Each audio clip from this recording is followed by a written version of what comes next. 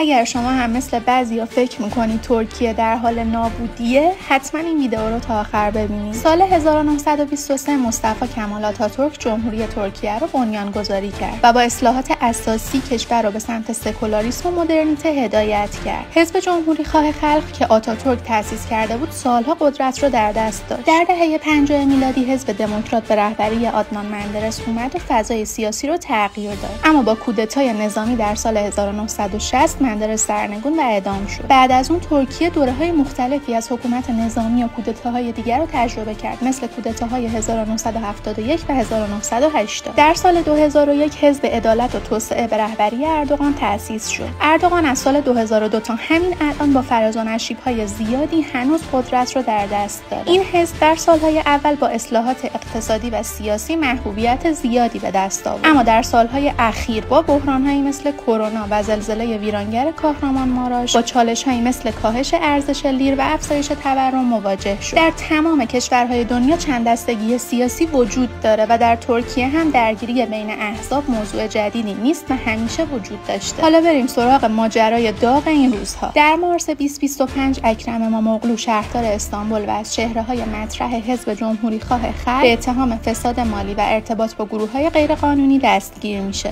در اعتراض به این اقدام طرفداران این حزب به صورت مسالمت‌آمیز در شهرهای بزرگ تجمع میکنن تا صدای اعتراضشون رو به حزب مخالف برسونن. نکته قابل توجه اینه که این تجمعات کاملا به صورت کنترل شده و در حضور نیروهای امنیتی و در لوکیشن‌های خاصی انجام میشه. درآمد اصلی کشور ترکیه از توریسمه، بنابراین تمام سعیش رو میکنه تا شهر برای تردد و گشت و گذار توریست‌ها کاملا امن باشه. پس لطفاً به شایعه‌هایی که پیازداغ این اتفاقات رو زیاد میکنن گوش ندید و اخبار رو از منابع موثق دنبال کنید. تاریخ سیاسی ترکیه همیشه پر از فراز و نشیب و درگیری بین احزاب مختلف بوده و دلیل بولد شدن این اتفاقات اخیر چیزی نیست جز گسترش شبکه‌ها و رسانه‌های مجازی. پس اگر عزیزانتون در ترکیه زندگی میکنن نگرانشون نباشید. اگرم توریست هستید با خیال راحت از سفرتون لذت ببرید. فقط کافیه از تجمعات دوری کنید و به هیچ عنوان از اعتراضات فیلمبرداری نکنید.